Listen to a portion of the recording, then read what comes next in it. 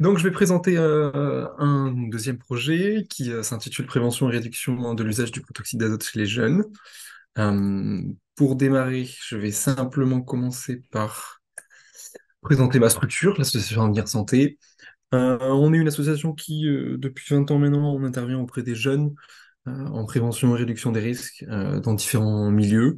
Le milieu festif, que ce soit le milieu festif plutôt du coup déclaré, donc les festivals, les soirées étudiantes, des concerts ou autres, le milieu scolaire et universitaire, l'espace public et aussi la sphère numérique. On intervient sur différentes thématiques. On a fait le choix d'avoir cette approche multithématique pour répondre au mieux aux besoins des jeunes, notamment sur les différents milieux sur lesquels on intervient et les milieux festifs.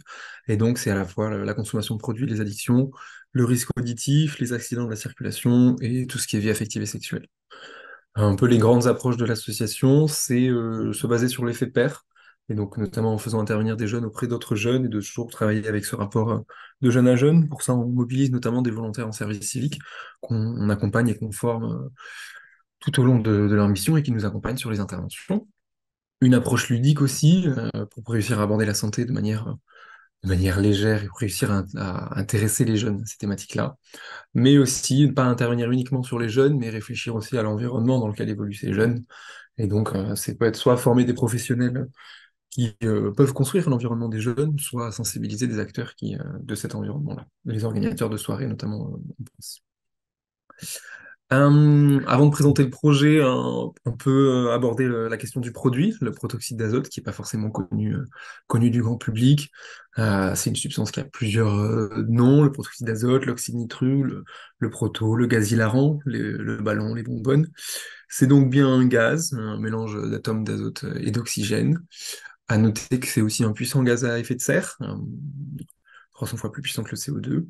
Initialement, le produit est présent dans la société dans différents domaines, la médecine notamment en tant qu'anesthésion, c'est le domaine un peu le plus connu, l'automobile, mais aussi l'agroalimentaire, avec, vous le voyez en haut à droite, les siphons à chantilly, qui expliquent qu'on retrouve des capsules de protoxyde d'azote en vente libre dans les commerces et en grande surface.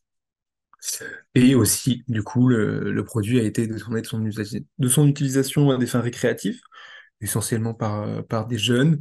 Euh, et en termes de pratique, ben, c'est des consommations par inhalation de ce gaz, souvent en milieu festif, euh, par cartouche, ou via aussi des bonbonnes, qui sont des contenants beaucoup plus larges, qui contiennent beaucoup plus de gaz et donc beaucoup plus de consommation.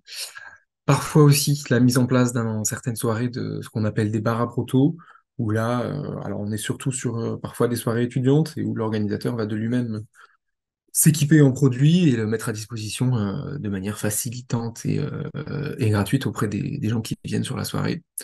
Et on a aussi sur le protoxyde d'azote une problématique, une thématique de la conduite, sécurité routière, où il y a une sorte pas forcément de mode, mais en tout cas d'association de consommation du produit avec la prise de volant, comme on voit sur l'image à droite, qui forcément pose souci. Rapidement aussi sur le produit, vous avez des photos en haut à droite de capsules et puis ensuite de bonbonnes. Les effets recherchés par les jeunes, c'est l'euphorie, c'est le sentiment, le rire incontrôlable, mais c'est aussi des distorsions visuelles et auditives, un état de flottement, de désinhibition.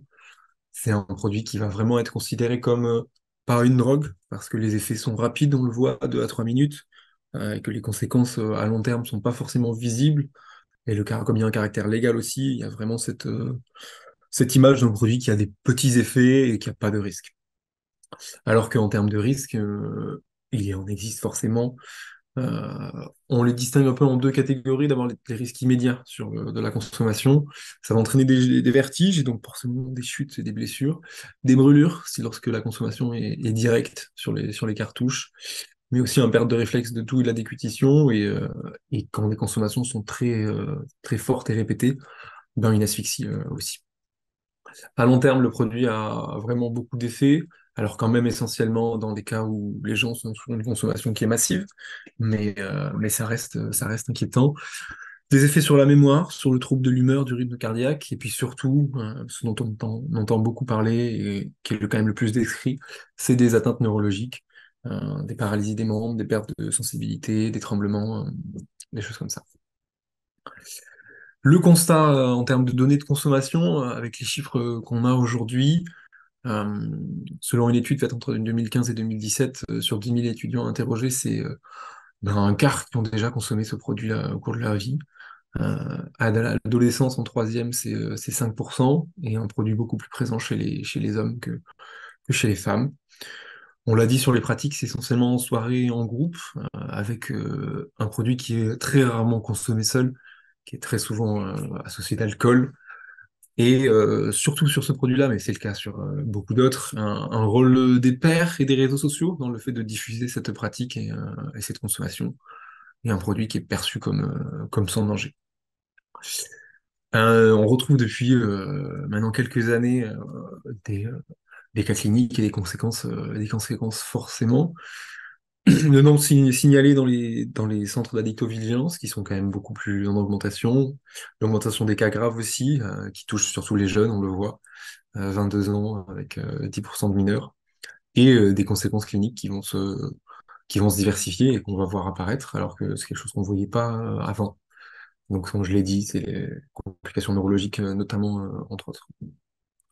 Sur la question de l'addiction et de la dépendance, c'est encore quelque chose qui est en train d'être traité, d'être étudié. Le produit en tant que tel ne semble pas provoquer une dépendance physique, comme par exemple peut l'avoir le tabac, mais on a dans tous les cas une dépendance comportementale qu'on va appeler, ou en tout cas les jeunes associent ce produit à un contexte de consommation, ils ne peuvent plus faire ce sans la consommation, on pense au milieu festif. Mais on a quand même certaines personnes qui commencent à décrire des syndromes de manque lors d'un sevrage, qui rappellent des dépendances physiques aussi. Le projet, donc, les objectifs sont globalement de pouvoir intervenir sur ce sujet auprès des jeunes, les sensibiliser aux risques et aux bénéfices à arrêt, avec différents axes. Le premier qui est d'éviter l'entrée dans la consommation des 13-15 ans. Et pour ça, on a décidé d'avoir une approche où on n'intervient pas directement auprès des jeunes eux-mêmes, mais plutôt auprès de leurs encadrants et encadrantes. Et pour ça, la cible qu'on a choisie, c'est les infirmiers et infirmières scolaires de l'éducation nationale, pour pouvoir les informer sur ce produit qui est souvent méconnu et leur donner des outils et des clés pour pouvoir en parler avec leurs jeunes et pouvoir répondre aux questions ou aux besoins qu'elles auraient sur le terrain sur ce sujet. Et ensuite, c'est prévenir et réduire les risques auprès des 16-25 ans chez les consommateurs occasionnels et réguliers, avec là deux approches, deux modalités d'action. La première, développer une campagne numérique sur ce sujet-là, sur les réseaux sociaux, parce que c'est un milieu qui est forcément plébiscité par les jeunes, et on sait qu'il y a aussi sur les réseaux sociaux justement une influence à la consommation. Donc l'objectif, il est aussi d'être présent sur ce milieu pour un peu contrer cette influence-là et apporter des informations vérifiées et questionner les jeunes sur ce produit et ces pratiques-là. Mais aussi d'agir quand même aussi auprès des acteurs de l'environnement des jeunes, et notamment, j'en ai parlé au début sur la question des bars à proto notamment, et en tout cas des environnements qui seraient favorisants à la consommation. Et donc dans ce cas, c'est rencontrer différentes bureaux des étudiants qui peuvent être à même d'organiser ces soirées-là et les sensibiliser à ce sujet et à ces pratiques-là. Sur l'approche générale du projet, il est aussi de toujours être en lien avec d'autres acteurs du domaine de la prévention. Le protoxyde d'azote, c'est un sujet qui consomme beaucoup de structures, où beaucoup de structures interviennent déjà dessus et ont des expériences là-dessus. Donc c'est pouvoir capitaliser sur ces expériences et ces expertises pour pouvoir renforcer les actions qu'on mène et qu'on développe. Sur les différents axes qui sont menés, j'ai pas parlé des dates du projet, mais on a commencé en novembre 2023 et on est parti pour 2 ans. Donc là, on est encore dans la première année du projet. Euh, sur le premier axe, qui est de travailler avec les professionnels au contact des 13-15 ans, euh, on a clairement ciblé l'éducation nationale, les rectorats via les infirmiers et infirmières scolaires. On a d'abord réalisé un premier diagnostic pour recenser les besoins et les problématiques de ces professionnels-là, qui a ensuite mené sur la construction et l'animation de webinaires pour pouvoir renforcer leurs pratiques et sur les outils. Donc le diagnostic, il a pu être réalisé auprès de 60 professionnels. On a pu, en tout cas au printemps 2023, réaliser 2 premiers webinaires auprès de 70 personnes au total, des webinaires de 3 heures sur le sujet où on traite à la fois de qu'est-ce que c'est le protoxyde d'azote, mais aussi de comment intervenir dessus. Euh, si je suis professionnel dans un établissement, qu'est-ce que je peux mettre en place? Quels sont les outils qu'il peut y avoir et quelles sont les postures et les bonnes pratiques à utiliser si on veut essayer d'avoir de l'impact auprès des jeunes sur ce sujet comme sur d'autres. Les professionnels ont aussi fait remonter différents outils pour pouvoir renforcer leur pratique. Euh, Ceux qui ont été plébiscités, c'est un flyer pour pouvoir informer les jeunes et être distribué au public, mais aussi un livret récapitulatif pour eux dans leur pratique, des affiches de sensibilisation, mais aussi un outil d'animation. Un outil d'animation, c'est vraiment un support d'échange, souvent c'est sous forme de jeu, pour aborder la question, le produit avec un jeune dans le cadre soit d'une séance en classe, soit d'un groupe, soit même en individuel, pour aborder les différentes informations sur ce sujet-là, mais aussi aborder la pratique du jeune et son rapport au produit. Sur le deuxième axe, avec le développement d'une campagne de marketing social sur les réseaux sociaux, on a choisi de l'approche vidéo, ce support-là. Pour nous, c'était un support qui avait plusieurs avantages. Le premier, c'est d'être dynamique et donc de quand même plutôt accrocher l'attention des jeunes sur ces réseaux-là, où les choses passent très vite. Et c'est aussi un support qu'on sait plébiscité par les différents algorithmes d'Instagram et TikTok, donc c'était aussi positif. Sur les vidéos, on est parti sur une approche de micro-trottoir. Donc, c'est-à-dire on va dans la rue et sur des lieux de vie quand même des jeunes, interroger des gens, des jeunes sur leur rapport au produit, qu'est-ce qu'ils connaissent en termes de risques, en termes de pratiques. Euh, et ensuite, à la fin de la vidéo, on apporte une réponse à la question qui ont été posées à ces jeunes-là. Ce micro-trottoir, pour nous, il était intéressant parce que ça permettait aux jeunes qui ensuite verront les vidéos sur les réseaux sociaux de s'identifier aux jeunes qui sont interrogés, d'avoir du coup un contenu qui n'est pas déconnecté de la vie des jeunes, et où aussi ça renforçait cet intérêt euh, d'accrocher l'attention des jeunes sur cette question-là. Donc on a pu rencontrer des jeunes dans la rue, sur les campus des milieux étudiants, mais aussi en milieu festif. C'était aussi intéressant de varier les milieux d'intervention. Euh, Ce qui est aussi intéressant, c'est une deuxième approche où on n'interrogera pas forcément des jeunes, mais des professionnels qui sont dans ce domaine-là, soit des professionnels qui interviennent au quotidien sur le sujet, mais aussi probablement des professionnels de santé qui accueillent, en tout cas qui voient les conséquences qui peuvent y avoir dans des cas graves, pour partager aussi ces retours-là et cette réalité du produit et des conséquences. Et donc les supports de diffusion, je l'ai dit, ce sont les deux réseaux sociaux Instagram et TikTok, qui sont les réseaux sociaux les plus identifiés jeunes, avec ce qu'on appelle l'achat de promotion ciblée, en tout cas c'est la promotion publicitaire, où en fait les réseaux sociaux social nous permet de payer pour que le support soit vu par plus de monde. Et là où c'est intéressant, c'est que on peut avoir une promotion ciblée, et on peut cibler que le contenu qu'on publie soit vu par des comptes qui sont présents en Nouvelle-Aquitaine, parce que c'est quand même le projet, et surtout qui ont la tranche d'âge qu'on vise, donc les jeunes de 16 à 25 ans. Première diffusion d'une première campagne en 2023, en juillet. L'objectif de ce temps-là, c'était de pouvoir aborder le sujet avant la période estivale et les festivités associées, avec 6 vidéos qui ont été construites sur 6 premiers sujets euh, sur le produit.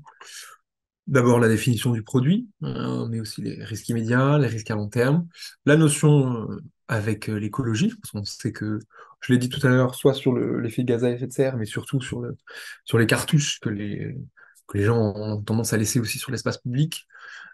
Ça a un impact, parce qu'on sait que l'écologie est aussi un domaine qui a le vent en poupe chez les jeunes et donc un argument qui peut fonctionner.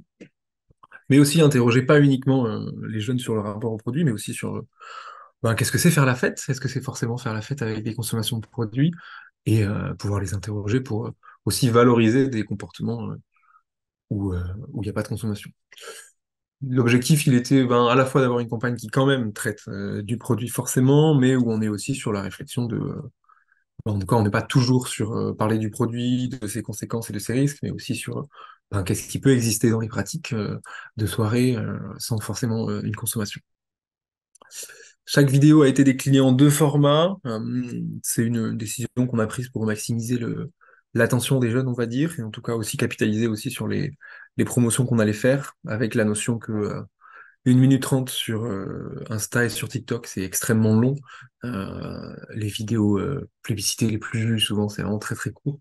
Et donc, on souhaitait à la fois pouvoir avoir un format court pour que les jeunes ne zappent pas tout de suite et puissent aller au bout, et en même temps un format long pour quand même pouvoir apporter des informations, parce que plus c'est court, plus c'est difficile d'avoir de l'impact et de faire passer des messages. Et donc là, le principe qu'on a choisi, c'est de surtout promouvoir les formats courts. C'est eux qui ont eu la publicité payante, qui ont été le plus vus.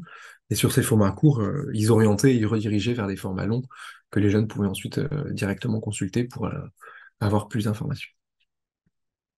Des visuels en tout cas de la première campagne, euh, ou tout simplement sur un format réseaux sociaux, on aborde la question qu'on va traiter, et ensuite il y a les vidéos des jeunes qui sont interrogés et leurs réponses, et à la fin, on finit en apportant la réponse validée, confirmée.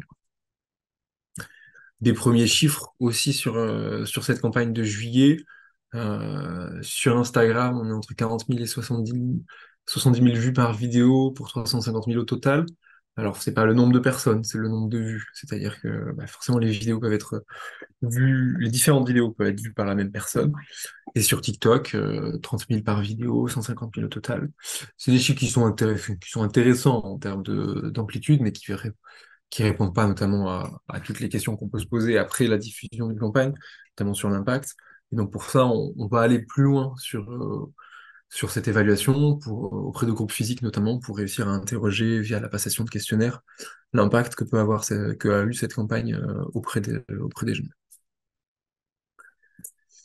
Et sur le deuxième action de l'axe 2, qui est d'intervenir surtout auprès de l'environnement des jeunes, euh, l'idée c'était vraiment de pouvoir mobiliser des BDE et les sensibiliser sur ce sujet-là.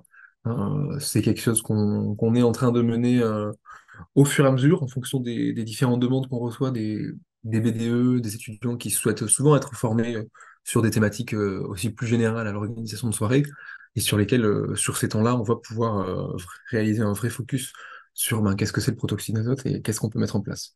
Donc on intervient déjà assez régulièrement sur ces sujets-là auprès de ce public.